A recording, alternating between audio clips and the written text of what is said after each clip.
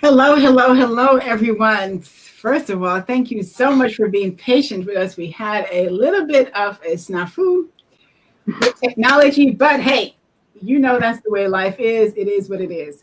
So, thank you for being patient with us.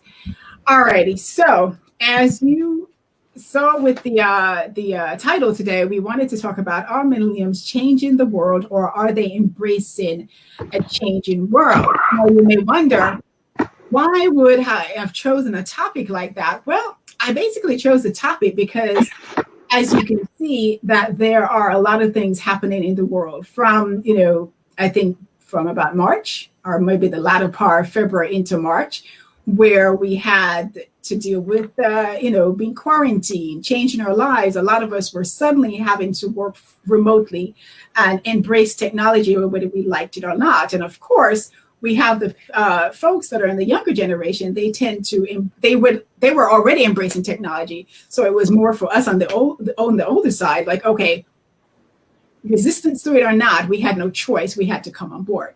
Now, in addition to that, we also had now where we had to deal with COVID, being quarantined again, and we had the social unrest, and then we have, the protests and all the different things that were happening. But if you really were to take a really good look, you would see that a lot of the changes that was occurring, they were occurring a little bit differently. And who were the people who were some of the core people, not the only people, but some of the core people who was leading the charge, how they were able to mobilize the protest in terms of utilizing social media and things like that. So that's just one of the things that caused me to really look in. Is this really a group that we really have to stop and take reckon and also observe how are they doing things, in addition to how, like, Gen-Xers, how they did things back then? Is there a possibility that we can come together, grow and learn from each other, melding, taking the best from the Gen X and then taking what works now with the millennials, and see how can we meld those two together to grow, to ultimately impact our race, the human race, but also for our Black race, because of what's happening in terms of, the injustices, etc. Now, you say to yourself, okay, is this about injustice? Well, the injustice that we want to focus here is also in the corporate space, because we do know, there is bias that will occur not only in the streets, but also in the corporate space where we work, how it impacts our finances, our financial freedom, the things that we're able to do and accomplish in our lives and our careers. So to help me have that discussion, I brought on board with me Destiny Hilliard-Thomas and also Joseph Thomas. Now, I will dive in and share a little bit more about them, but before I do, who am I? So my name is Judy Ann Chung. I am the Brilliance Activator. I'm a confidence and leadership coach, life coach, and also a speaker. I basically help women to rebuild their hope, strengthen their confidence, activate their brilliance, and ultimately soar. So corporately, I work in the risk management space. Now, in terms of my panelists that I have here, so I'll start off with Destiny, ladies before gentlemen. So Destiny, she is a mindset and a purpose coach, an educator, and a speaker. She is the owner of and the lead coach of Speak Destiny, where she unites her clients as their purpose partner while they work towards obtaining the results they once thought were unattainable. Her sole mission is to guide you into her purpose and teach you the key tools and strategies to propel you into a growth mindset.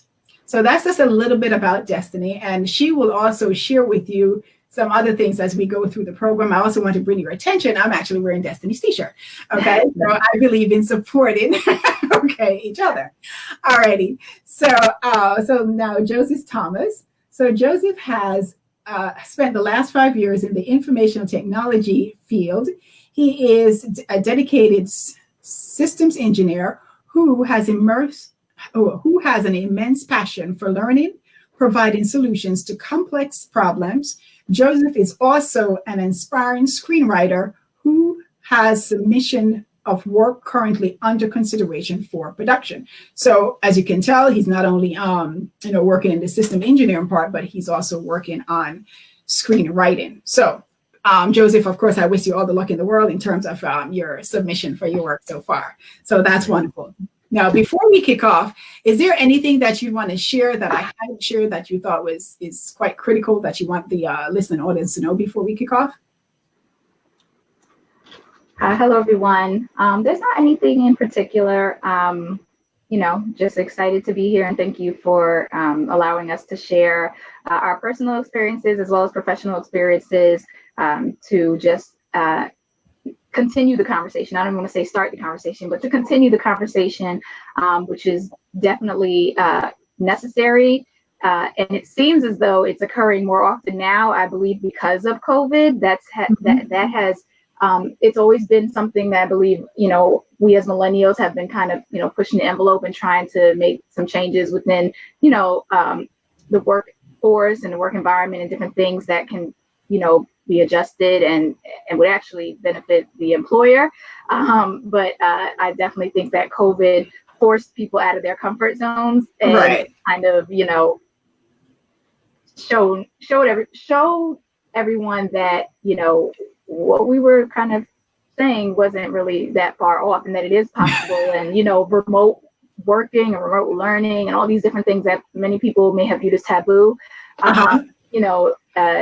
that it's possible and that it's not as challenging as it may seem, because when you're forced to do something, you learn much quicker than if you're just making the decision to do it yourself. Right. Oh, okay, awesome. So Joseph, you or no?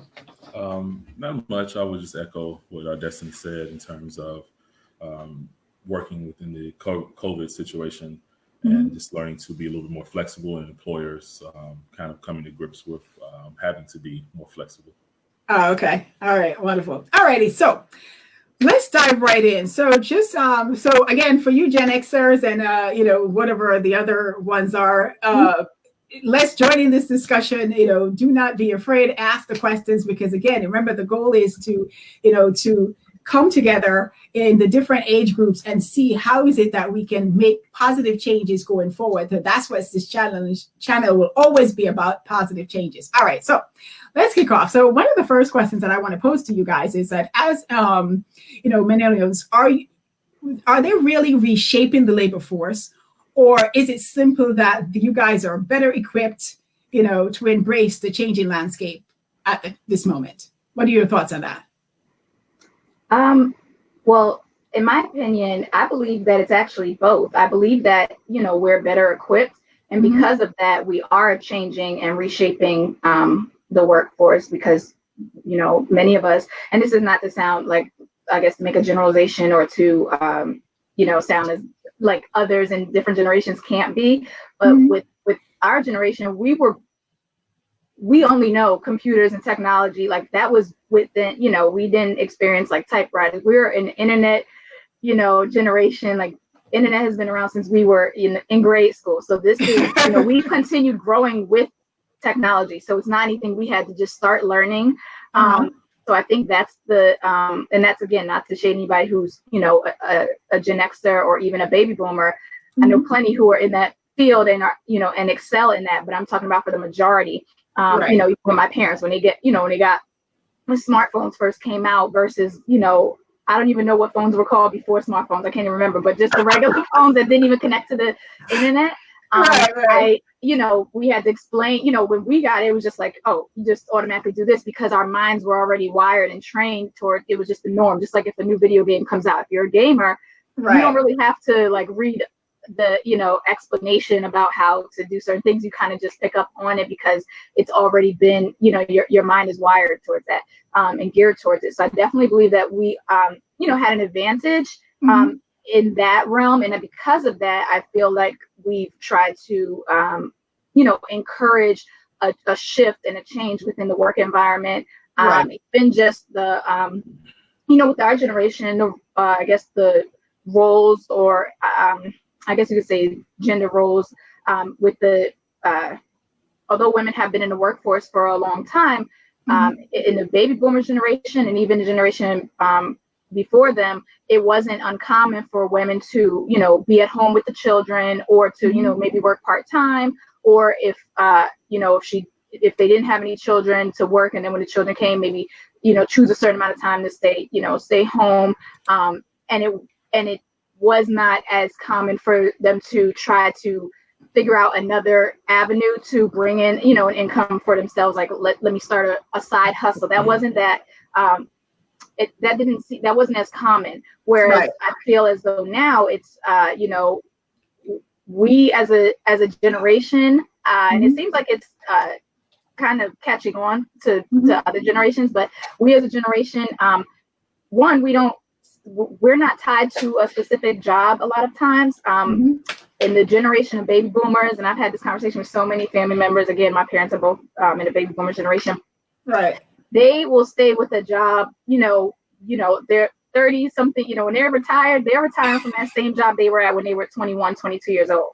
The dedication and commitment to that job, their loyalty is to their employer.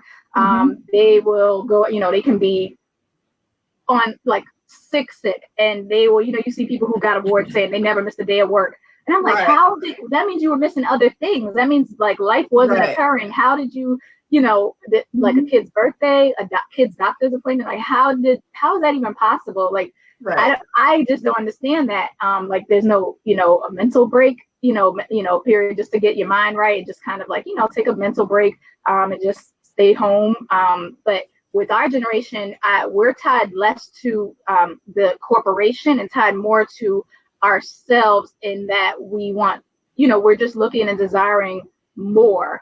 And a lot of times we know that remaining with one company won't necessarily provide us with more. So let's segue into a little bit, because I do want to pick up on your comment about the quality of life, right? Because that's one of the things that I do want to talk about with you. But before I do, so just to acknowledge Dr. Colin Cook, and she says team typewriter. Dr. Cook, both Joe and Destiny probably look at you. What's that? So that's what I'll bring that to attention there. I thought it was funny. So before we move into that, though, so Joe or Joseph, whichever one you want to be called. What we got?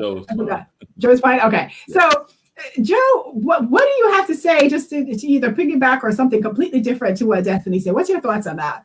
Well, I think it's a lot of things happening in that space in terms of the baby boomers. I think there's a natural progression where they're phasing out of the workforce, of the labor force, which will inherently cause younger people to step in and reshape things, not necessarily because it was their intention or our intention, but it's the opportunity we face with a lot of the baby boomers working in industrial fields, machinists, people working in factories.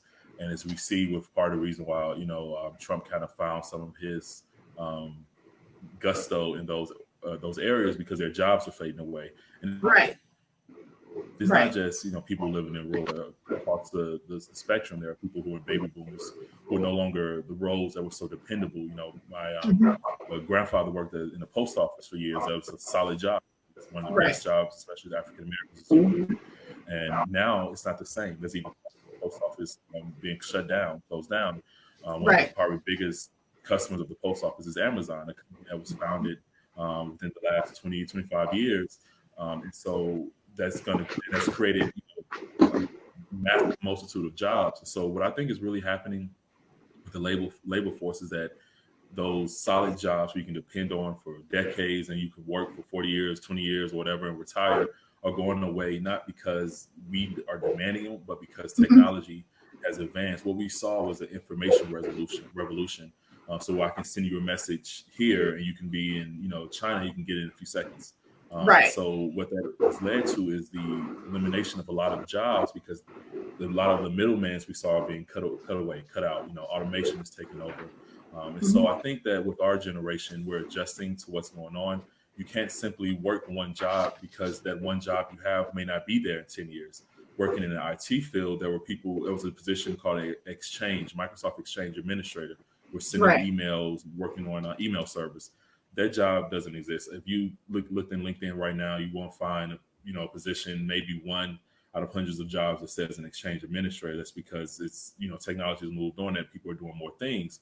And so I may have a particular job in IT today. In 10 years, it won't be there. I don't think system administrators or engineers are going to have a solid role in 10 years. Where you may find people making six figures with a job like this now, in 10 years, it won't be the case. You expect it to be a systems engineer and also a DevOps engineer. You're going to be coding, you're going to be working on security. And so you can't rely on one position. Now, we have our traditional roles like lawyers and doctors, and they're going to be there. But the vast majority of the population doesn't have the ability or access to the educational resources to become a lawyer and a doctor, which means you need to focus on other jobs, which means you need to work in the gig economy like Ubers, which means you need to work as a waitress or waiter, or you can be a professional or quote unquote kind of middle class white collar professional, but you still have to have a side hustle because it's not going to be enough to pay for student loans. There are a lot of trappings that millennials have that baby boomers fortunately did not have to face. In terms of buying a home 30, 40 years ago, is the weight that a person must have to do that is not the same today as it was back then. Today, you're going to need to battle your student loans. Most people don't have a college fund to pay for your school.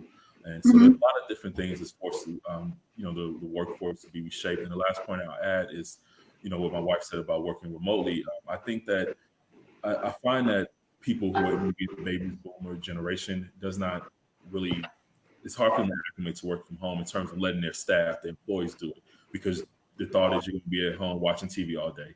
And what we're seeing is that some younger CEOs, some younger managers are starting to kind of be more flexible because that's what's been demanded. So if one company is going to let their employees work from home, we're going to seek that employer. If one is going to do unlimited PTO, we're going to seek that employer. Like I would trade off, $10,000, $20,000 for salary for a work from home and unlimited PTO. Right.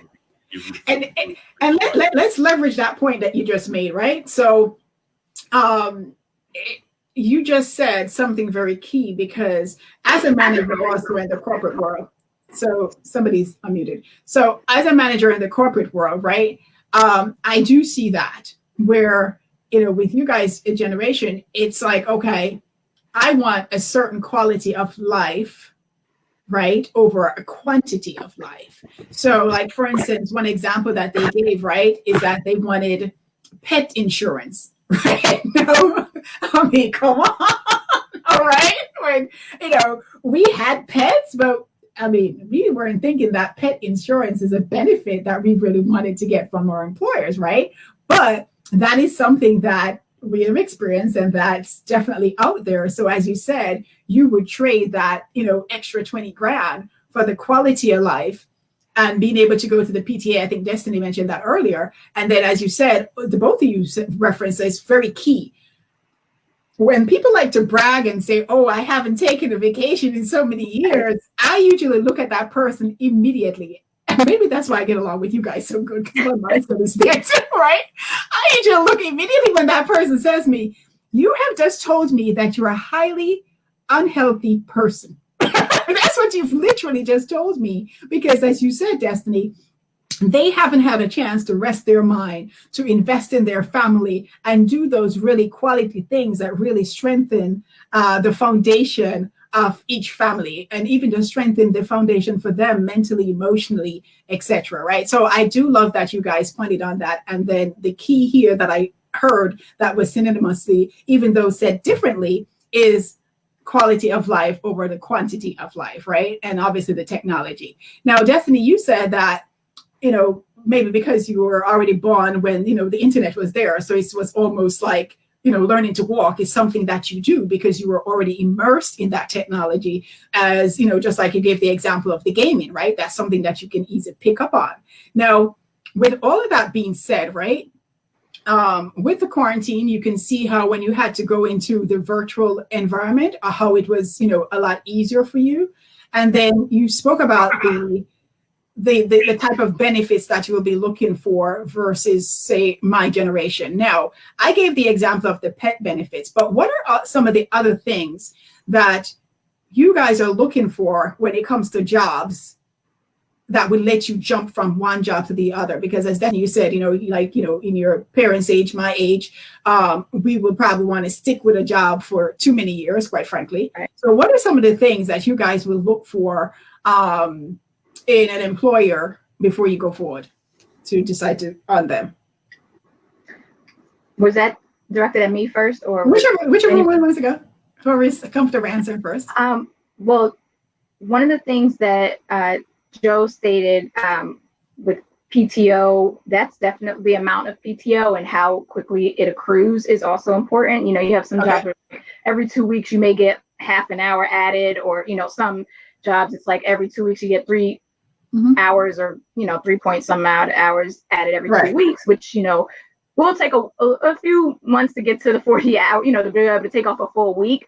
But I definitely, you know, feel that is important, because again, things come up. It's not, you know, that doesn't even include sick. So you're, you know, sick is when you're, you know, you or your child or your, you know, somebody is sick and you need to, you know, focus and worry about them. But then vacation, that's separate. One thing, before I continue with this, one thing I want to add on was I do believe that with everything shifting and our generation focusing more on quality versus the quantity, and taking those, you know, mental health days, I definitely feel like, because within the last, I would say, I don't know, 15 to 20 years, there's been a major shift and push in regards to mental health and mental awareness that was not the case, you know, 40, before. 50 years ago. You know, people only, not everybody, but a majority of people weren't, you know, seeking, especially those who weren't wealthy, mental health, going to therapy.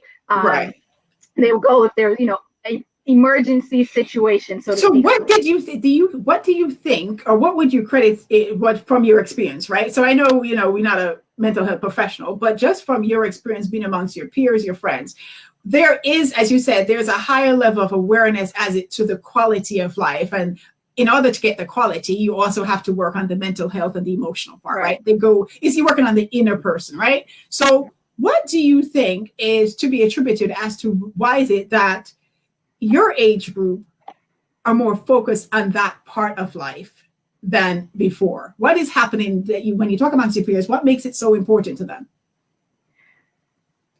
I feel that I don't even know if there's one specific thing. I feel as though one, with our generation, you know, a lot of us, I've heard people say, you know, we're healing from being raised by baby boomers, and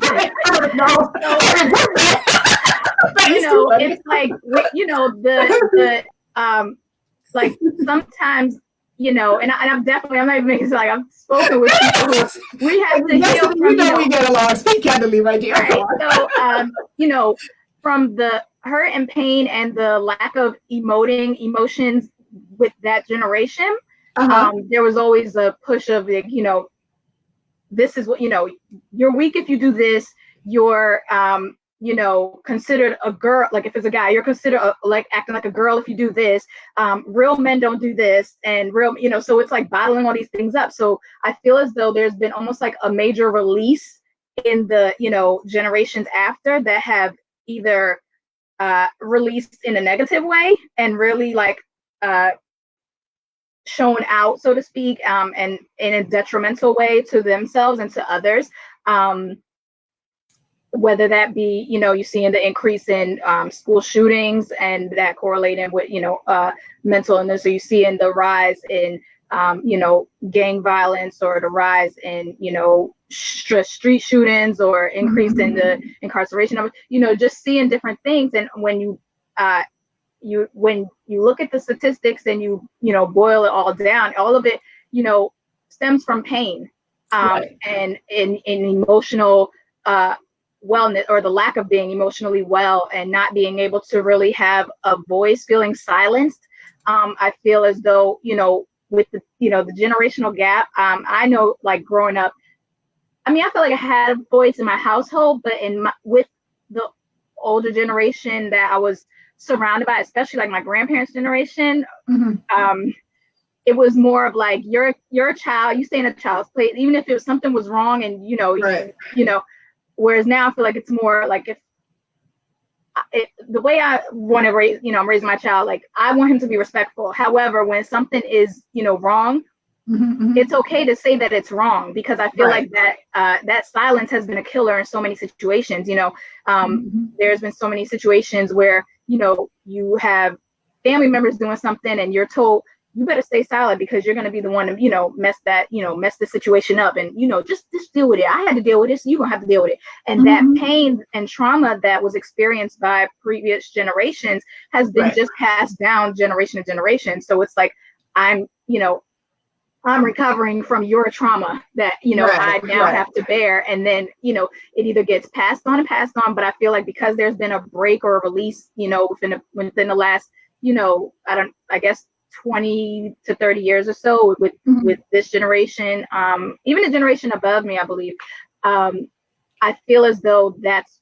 where the, I guess, advocacy or the extreme presence of, you know, mental health not being taboo and not being, oh, this person's crazy, but your mind needs, you know, to release positively. And here are the ways how. People were never really taught how to positively declutter your mind and how to positively, you know, deal with stress. Because again, just as we said, adults were just going to work, working 60 hours a week sometimes, coming home, not able to release, and you can also look at rates of, you know, even with I'm not trying to go too down, but the domestic violence and the correlation with, you know, stress and being burnt out and you know, things like that just continue because there's never been an opportunity or the acceptance of just being releasing. It was just seen as weak. You just continue going until, you know, die from a heart attack or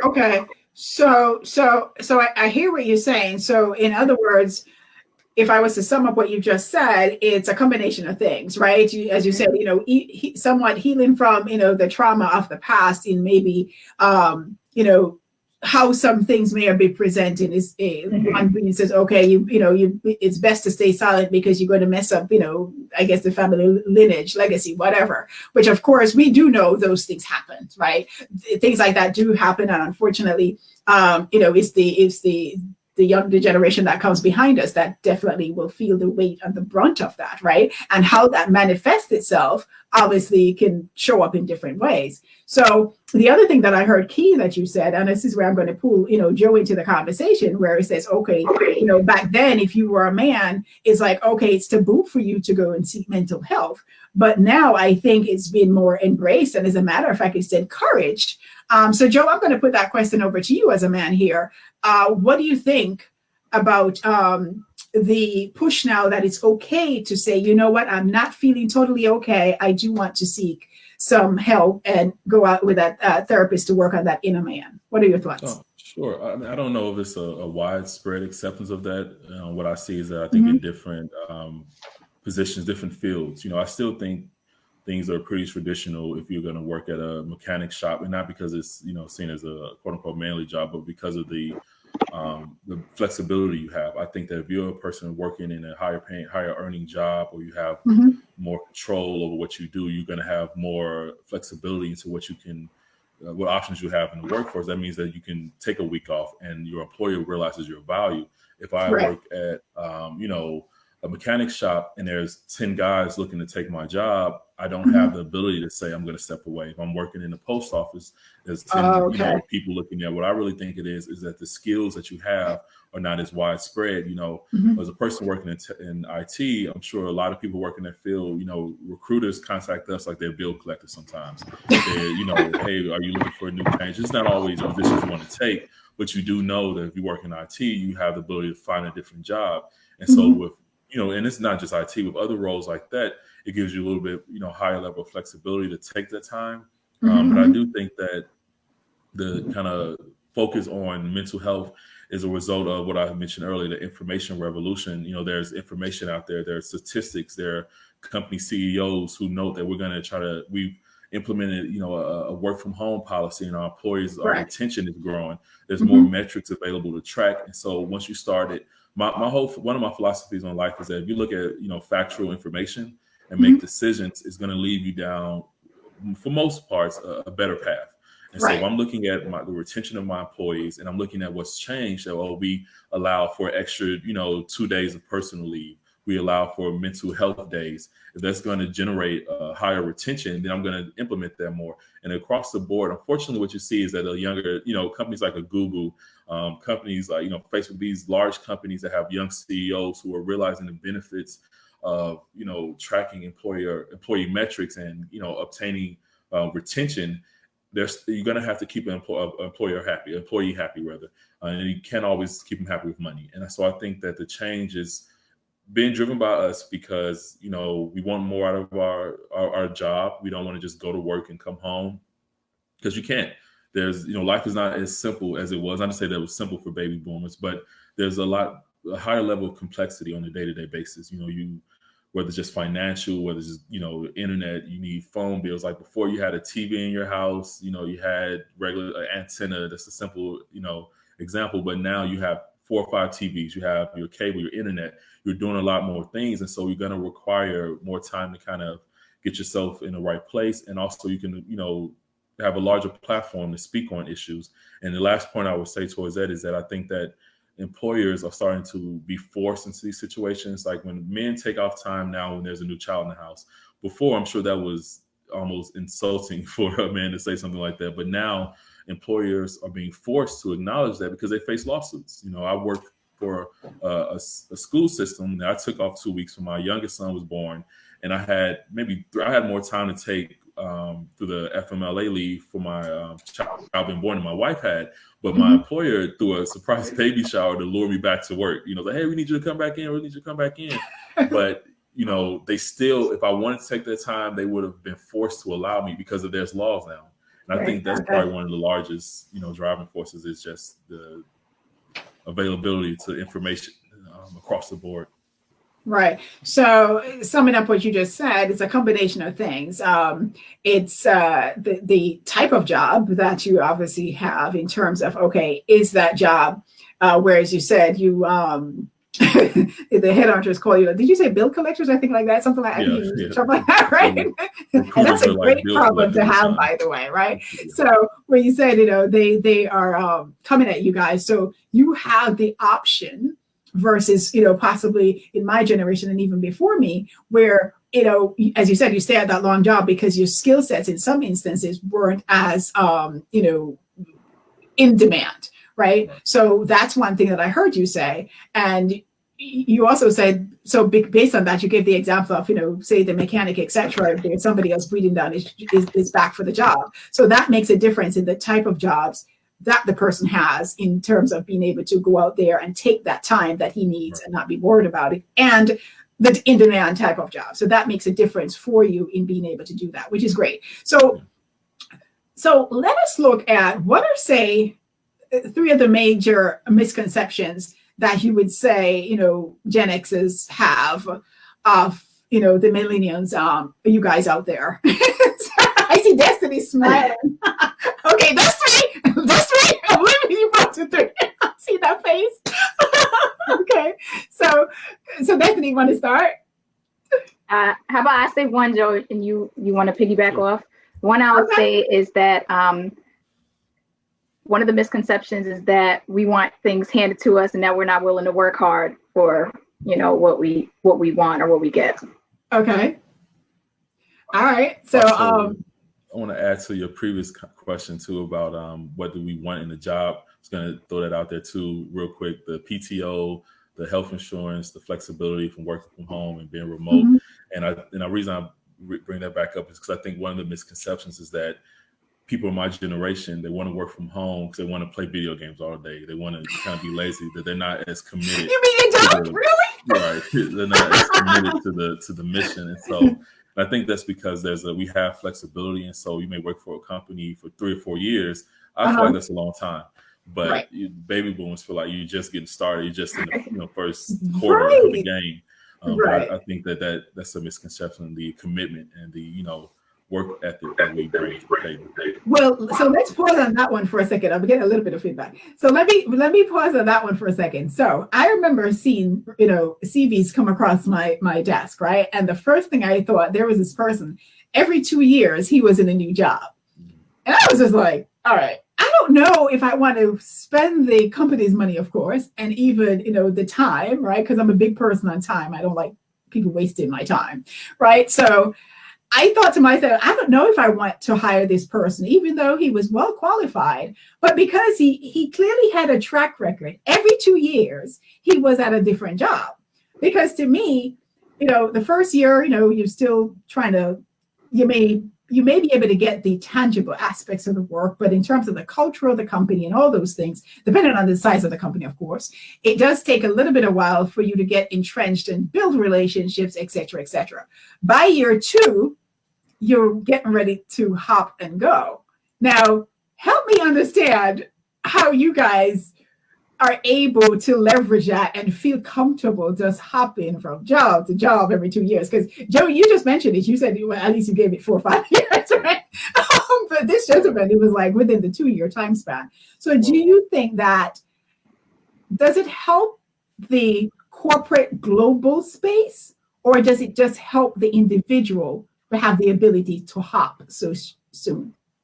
Who wants to take that? If you don't mind, Destiny, I'll take that. I think that it's not ideal. I don't desire. I would love to find a company that I can stay in, but things change so rapidly. I may be working for a company and then the manager changes, bringing someone that I don't, want to work with or don't mesh well with. But I think that it doesn't help the company. But I think that what it does is that it lays a foundation for the company to start to value their employees, as much as it's a kind of a tagline. We care about our employees, we value them. I really feel like most large corporations don't care. They care about your production. Right. But at the end of the day, it's not like, hey, we value you as a person. Maybe your manager may have a relationship with you, but I doubt that the CEO that's making $3-4 million a year really cares about that new employee to the extent that they will go out of their way. And if I can share a personal experience with that really quickly, I left my current position. I kind of worked for them part-time. I took a new job because I thought it was a better opportunity, also a lot closer to my house. Right. And it was a Fortune 500 company that had offices literally all over the country. I think there was 15 in California, 16 in the Midwest, and 39 on the East Coast, which is where I was kind of working at as the system administrator. And I saw very quickly how much they valued my input. It was a situation where I had to travel for work, ended up getting pulled over by the police, and they were driving a company rented vehicle, which is an Escalade. So they saw a young black guy in a really nice truck, and I got pulled over, and there was a lot that happened. But when I raised the point to my manager and the HR department of I wanted to speak to someone on the legal team, this was a company sanctioned event and travel, I need someone to help me follow a report that this is racial profiling. Their stance changed really quickly from we hear you to, well, if you don't want to be here, we'll give you 2 weeks of vacation and, pay you for your travels. And, they became really uncomfortable. And so that's not going to be everyone's experience, but I really feel that there's a limit to how much they care, even with companies that's on the forefront of that. And so with that being said, I look at it like this. Do I want to work 10 years for a company that would fire me tomorrow if it was in their best interest? Or do I want to keep my best interest in mind, gain the experience I need to eventually not depend as much? I think that's the goal of millennials, to not depend on their job, because we realize how fragile that can be, that your employer can let you go at the drop of a dime. And so that's kind of my view on it. Jumping every 2 or 3 years may not be ideal, but that may be the best way for you to survive. Right. So it may not be ideal for the company, but it's ideal for me based on the life that I have to deal with, the life that's out there, what I'm faced with, because that's a very good example that you just gave, right? Where that takes us a little bit into, this slide is not so much on the whole social injustice piece out in the streets, but in your case, even though you were in a corporate space, because you were driving a company's Escalade, whether or not you suddenly were profiled. Right. And then in your point, you saw how, all of a sudden I was great. But the minute that you wanted the company to actually take a stand and stand up for you as a black man that was profiled, you saw suddenly, it changed. Right. So as you said, in this case, I'm going to have to do what's in my best interest. And if it means skipping that company, because that company basically just told you that they didn't really value your life. Right. So that's what they told you. So I can totally understand that. So let's also speak a little bit now on, and that's now I'm going to come back to you for a second, but I just want us to pull into that because of the experience that Joseph just shared, where you spoke about you were being profiled. Now, right now, we have seen the way back then, and obviously some of that is before me, right? Because I was born in 66, but before me, where you had, Martin Luther King was shot in 66, if I recall.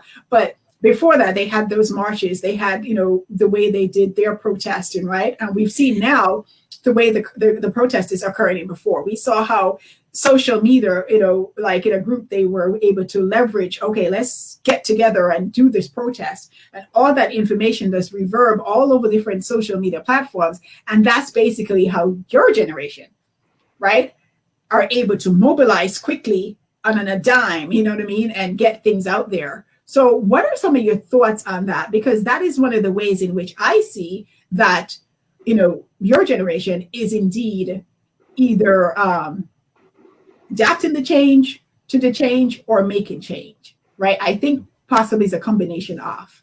So what are your thoughts on that? Well, I think that it's a tool. Like I said, there was an information revolution. Reason we don't have flying cars is because there wasn't an energy revolution, which I think is coming. But what I think with the information is that in 1960, when there were protests in the street, there were Black people being brutalized.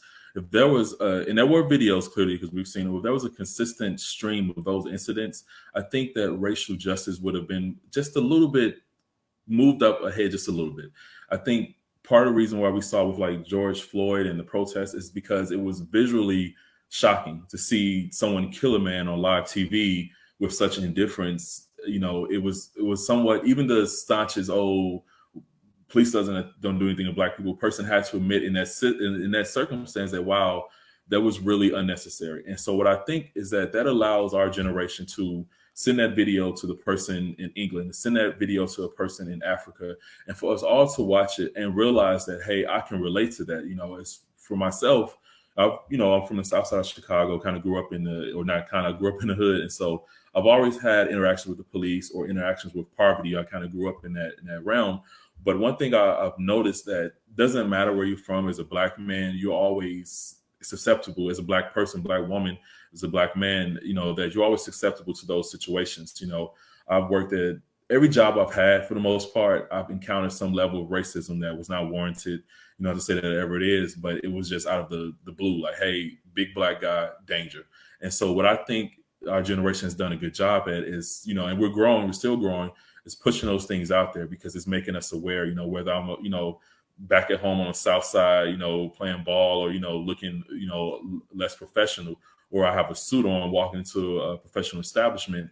I've always felt that. And I think that what our generation is doing is going to help in the long term because we can see it more. We can see these things, we can send information, and that we can, kind of collaborate and bring people in together to kind of support the cause. Okay. All right. And Destiny, so as you said, when people see you, okay, depend on your stature, etc. Unfortunately, they see, okay, there's a, big Black man coming, danger, right? Danger, stranger. And unfortunately, that's the reality that we face. Right. It's more so with a Black man than even with a Black woman, even though we both experience it. But I think the danger part comes in even more so with a Black man. So what you're saying, listen, it's reality. Right. Destiny. Now, if you want to add on to anything that Joe just said, do you have anything you want to add to that? No, he pretty much he said I agree with pretty much everything he said. I can piggyback off a little bit when he spoke on some of with our generation, when he stated basically how feeling valued is important to us. Mm-hmm. Feeling not necessarily appreciated, but just valued as, what our contributions are to an organization, our voice, our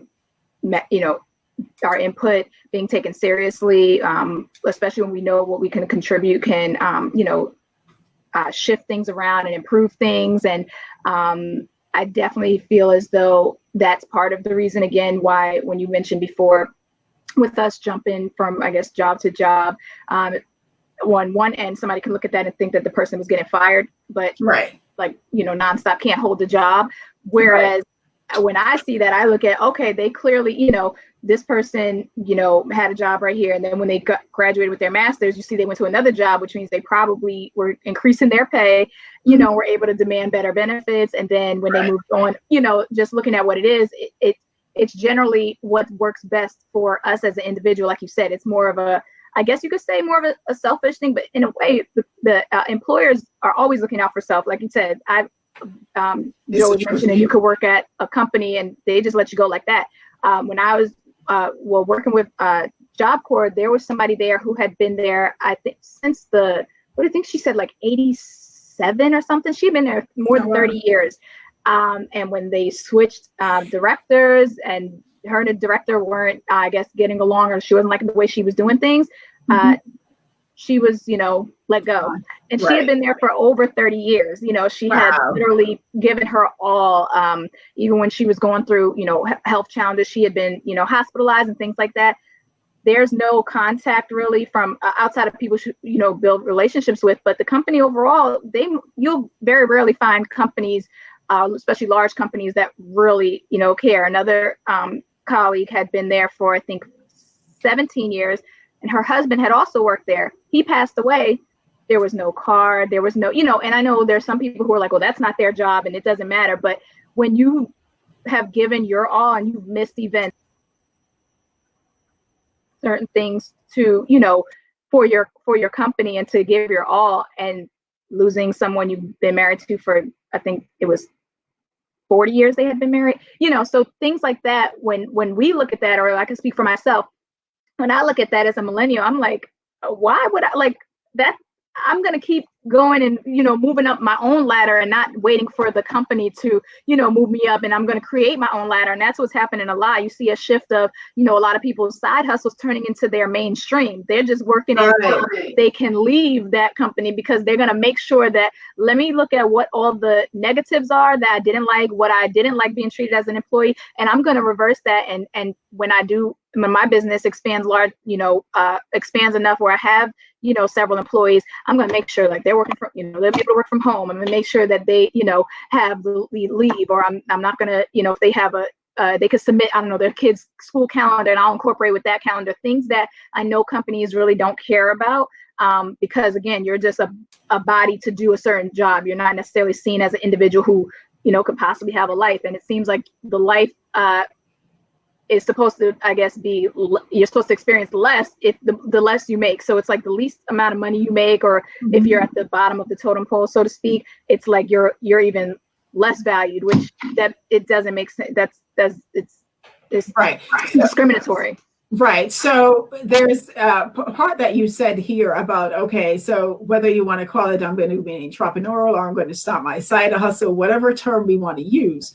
Now, that is something that is definitely different from the older generations. As you said, we stay there for the 20, 30 years, whatever, right? Now, fortunately, I don't believe in staying, but I stayed at a company, 12, 13 years, right? But the 20, 30 years, at that point, it's almost like you don't even know how to function in the rest of society. It's almost like somebody went to prison and they came back out. And gosh, I don't know if that's a good analogy, because I don't want people to think that I minimize the terror of being in prison. So maybe I should say that. But it's, similar to just being in one location for so long. That's all you know, the people you know, and that environment, that when you come out into that environment, you probably don't even know how to write a new CV. You have to be trained all over again. You probably never even had a CV ready. So it's a whole new world for you when you finally get out. So let's talk about your generation tends to think, as you said, have that side hustle. You also said, I don't want to be so dependent on this one job that if that happens, they divorce me after 30 years, then I'm left with, out in the water, probably thinking, going into depression, whatever, right? So let's talk about that a little bit. So your generation would definitely, because even one of the, for either that's on here watching, she's, I think she's in her 20s, and she started an online security person. I had a live with her in the very recent past. So because of that, it clearly shows that you guys are definitely more prone to go out there and start that business. So if you want to share a little bit with us on that, maybe Destiny, you could want to take that also, since you've I know you definitely have I don't believe in side hustles. I believe in entrepreneurial endeavors, but whatever you want to call them. Go ahead. Okay. Well, just to clarify, when I say side hustles, So for those who are not aware, I guess you could say it's a slang term, but so entrepreneurialism doesn't just, it's very hard to just for people to just step out and become, work for yourself, fully. So when you're starting out to become an entrepreneur and work for yourself, when you're remaining with another company, whatever you're doing on the side, we would say that's so let me just clarify a little stuff there. And I totally agree with you. But the reason why I said what I said is because sometimes when you say a side hustle, people want to minimize and not take what you're doing seriously because it's on the side. So that's the reason why I said that, is because you've seen where people say, oh, okay, she don't really do this full time, because I'm a coach, right? But I also work full time. So I've had people not think that I'm serious enough or not take me seriously because, as they say, it's a side hustle. I said, no, it is a legitimate business. So that's the prism that I'm coming from. Okay. So just so you understand. Yeah. Okay. But yeah, so well, can you restate what your question is again? I'm sorry. Okay. Okay. So what I'm saying is that in your generation, they tend to not want to have to be the prisoner to the job, that one job. So because they're not the prisoners to the one job and they want that quality over quantity, they tend not to then have all their eggs in one basket, to use that term. They tend to go out in the entrepreneur endeavors or the side hustles, as you said, right? So I wanted to know, why is that a mindset outside of what we've just stated before? Why is it so important for you guys to do that outside of what was just stated about, not being a prisoner to the job? I think that's important to us. One, because of, again, just things that we've not experienced ourselves, but witnessed. Like I just gave you the example of somebody who, poured their blood, sweat, and tears into a company for 30 plus years and, kind of had to start from scratch. She wasn't at the point where she was ready to retire, because she was still actively working. I believe she was, maybe like 52 or 53-ish. Mm-hmm. So, but you're kind of just left there to start at square one versus I already had, with our mindset, having something already lined up. If this were to happen, okay, I'm going to put more energy into these other things that I've been working on until I get in another full time. I think it's more for a sense of security.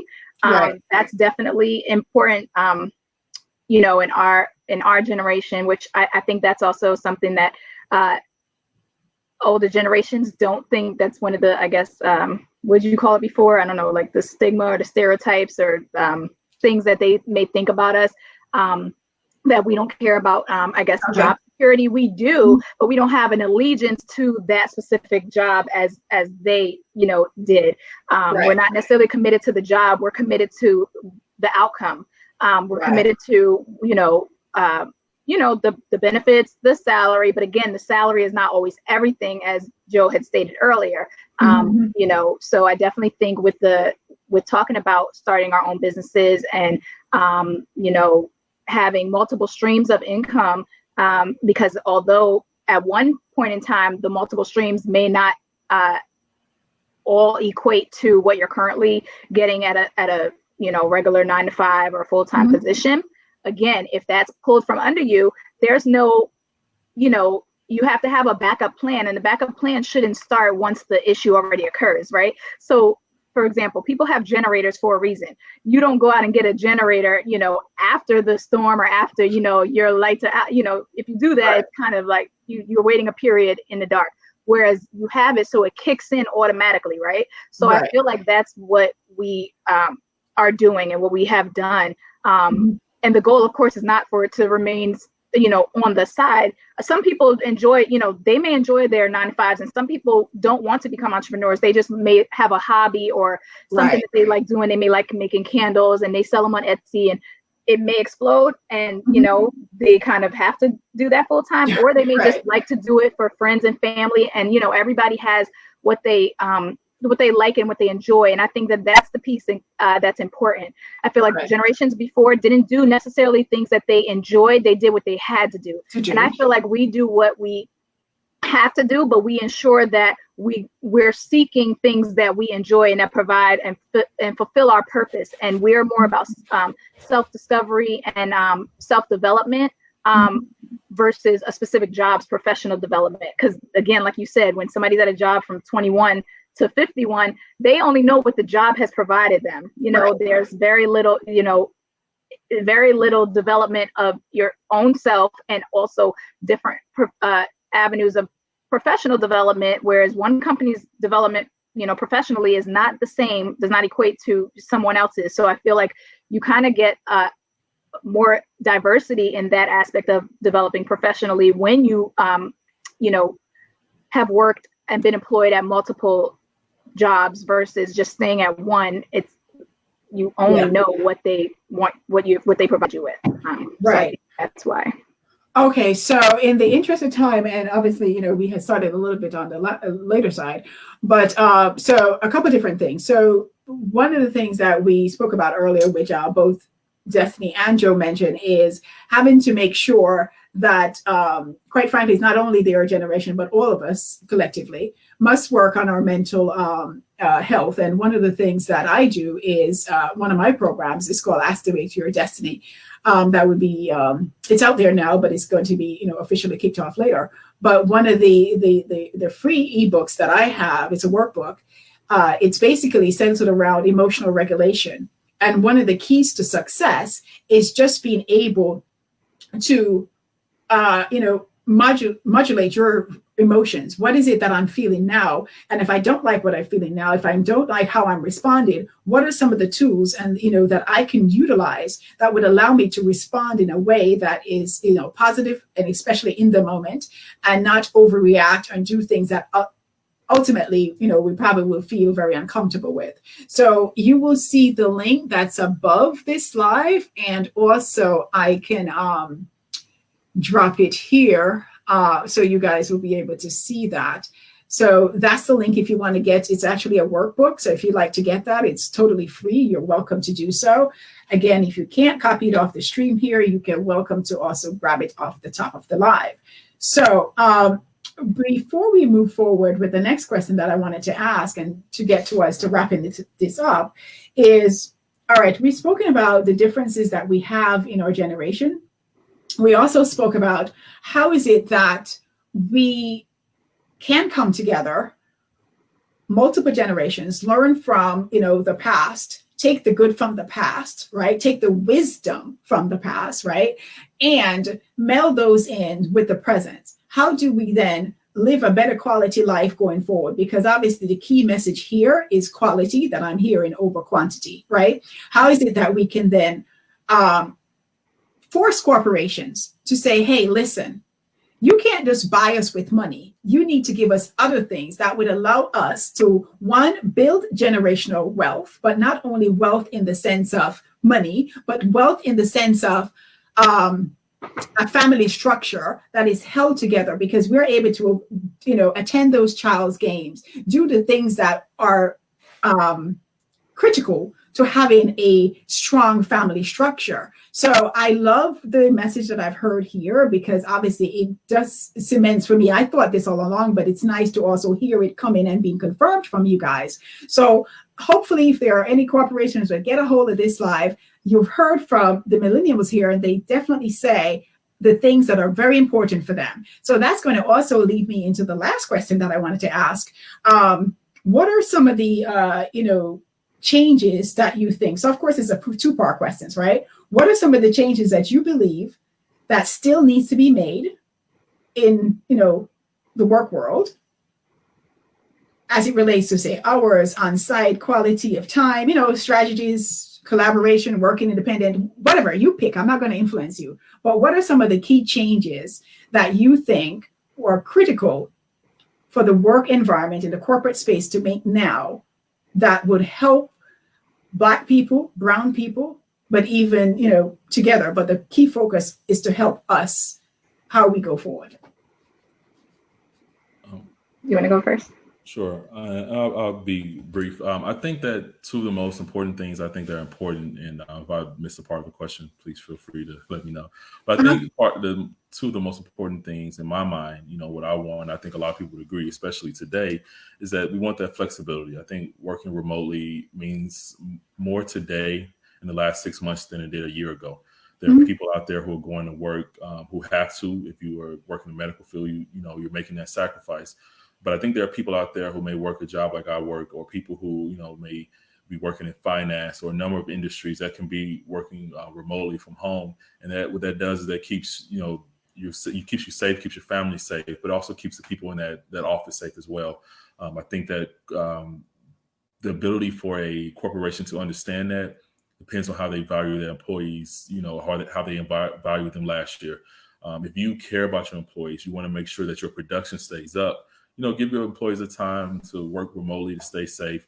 And then I think that as we kind of in this social spaces, at least as being or was, I think it's kind of tempered down a little bit, but being recognized a little bit more with the struggles of the African-American community, minorities.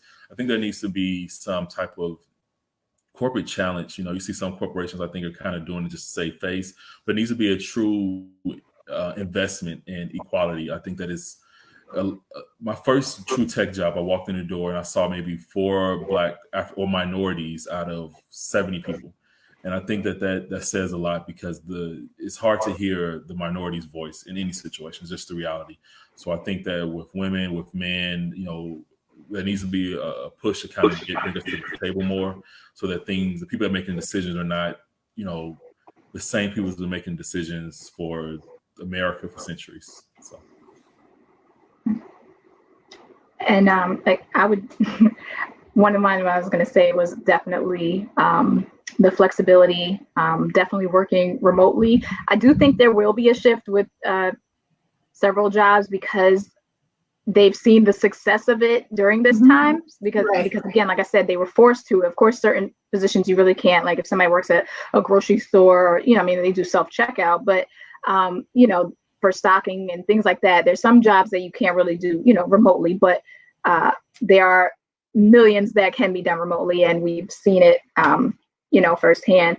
And yeah, I definitely think that is one of the major shifts that I think need to really change or continue on the path that they are now due to COVID. Another one that I think is important is, I think that there needs to be more of, I guess, more emphasis put on development in the aspect of like tuition reimbursement or tuition remission. There are some companies who, you know, do that. I generally, you know, I know universities, you know, if you're within their, you know, university system, you can go to a university school in that state for free of charge if you are employed there full time.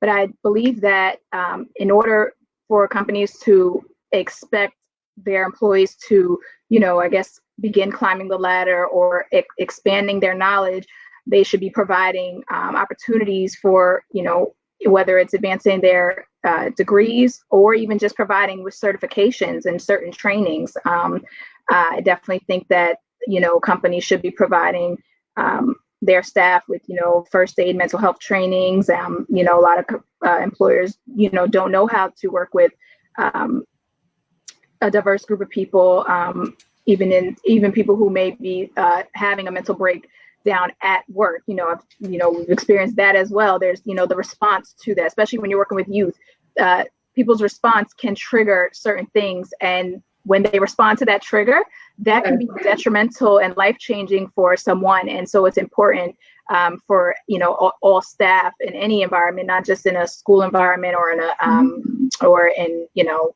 a training program, but it's important for staff to be equipped with that, not only to help others, but to also understand and identify for them, you know, for themselves, and to have more of an awareness of, you know, of their mental health. So I definitely think that those changes should be made. Right. So also in terms of the you know, the shift. So I love all the things that you guys said in terms of, you know, the benefits, the working from home, but just on a brief second, because we're over time, just briefly, let's look at also the things, the things that staring us in the face that we can't really avoid, which of course is racism in the workplace. So just briefly, give one example of what you think was from your work experience that you think from a corporation point of view, management, where they do embrace allyship, right? And really, truly, walk the walk. that would trickle down and not have Joe experience the things that he did. So just give me one example each of what you think that will benefit corporations and that ultimately would be change the trajectory for, Black people. Well, while you're thinking, Destiny, do you want to go first? No, you can go first. Well, I think there needs to be acknowledgement of the issue. I think that, for one quick example with the Tulsa riots that occurred, listening to NPR, listening to CNN, a lot of what I heard was I had no idea that happened. And so what I think is that it's scary for the majority to kind of acknowledge this sometimes because it's uncomfortable. No one really likes to be uncomfortable. And I understand that, not everyone is a racist. Some people are just uninformed. They're ill-equipped to deal with Black experience. And so I think that corporations need to invest some time. Anyone that starts a job, I'm sure at some point you go through sexual harassment training. I think that what corporations should do is kind of create a racial bias training or some type of racial information to be distributed amongst their employees, because it's a real thing.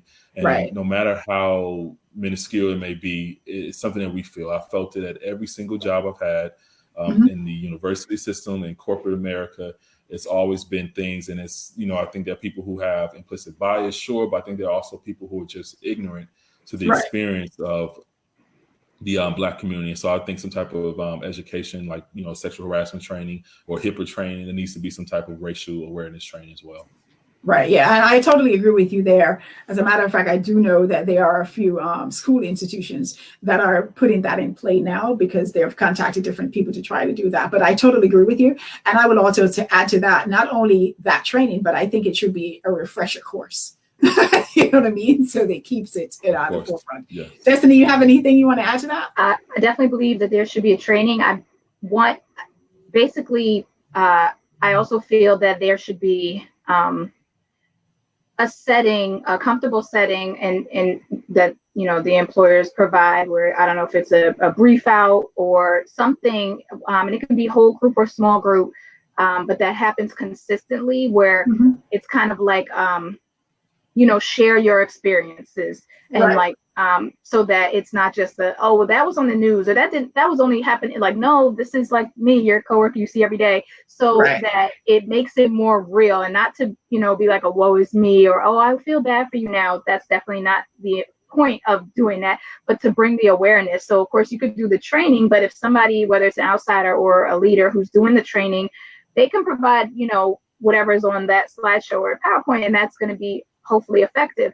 But I believe that it should be also maybe within that presentation, there's like a brief out and everybody shares, collectively, and maybe that's just a full diversity, debriefing where, people from LGBTQ community can, maybe share, the ways they've been discriminated against just within that last week, and somebody, who's of Hispanic heritage can share their, so it definitely doesn't only have to be just focused on, because I feel like that will be less embraced if it's focused on if we just say let's, because then there are, people who would just say, well, that's discriminatory, but it's really not. Racial injustice is racial injustice. But I feel as though more immediate progress will take place if it's inclusive of I get you. Entire group that's being, discriminated against on a daily basis, and it will still get the goal met.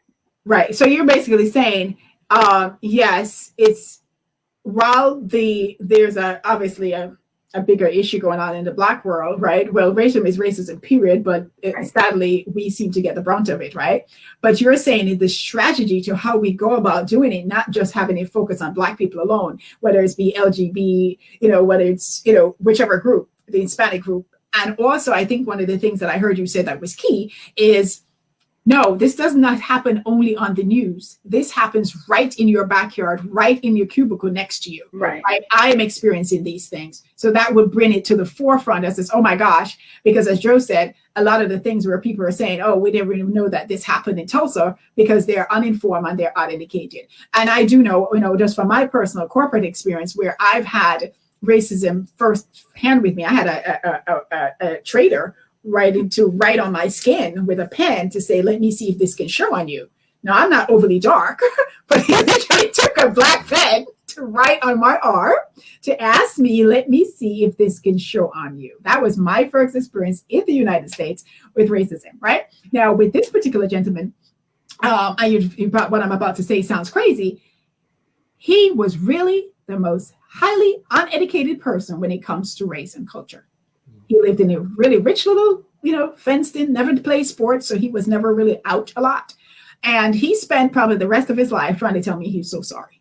He said, I had to say, okay, you've said sorry enough. Okay, I'm good, right? But it was really his education. So to what Joe said, some of the racism is really caused by lack of education, lack of the awareness. So I thank you guys for the suggestions that you've made. Of course, we know we could continue this live for a lot longer because there's a lot more that we even didn't get a chance to touch on because this is a big, broad issue. But as I said, the core reason for doing this live was to say, okay, there are changes that needs to occur. There are changes that are occurring, but they're happening differently. So we have to embrace the wisdom from the past, right? And then meld it now with the future in terms of millennials and, those that would come even after you guys, right? And to say, how do we work together, come together and benefit the most, right?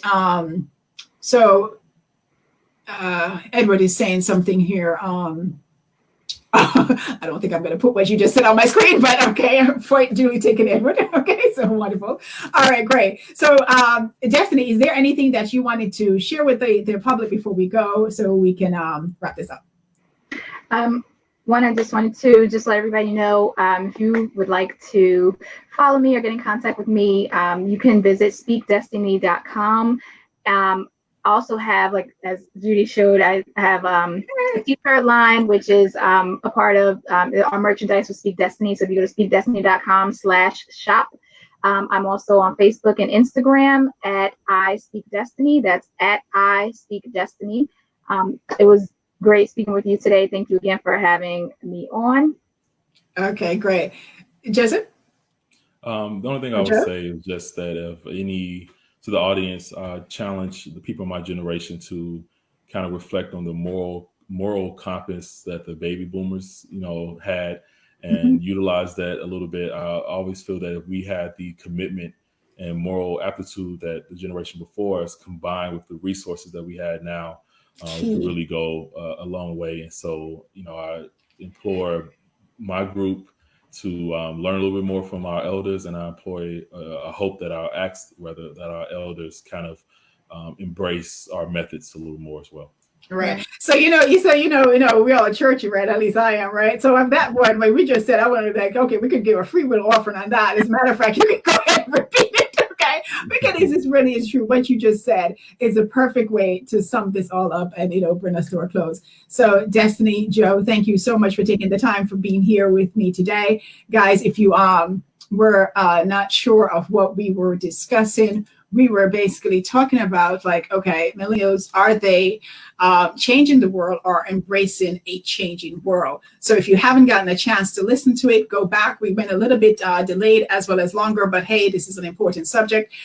Feel free to, drop replay in there, hashtag share it, etc., etc.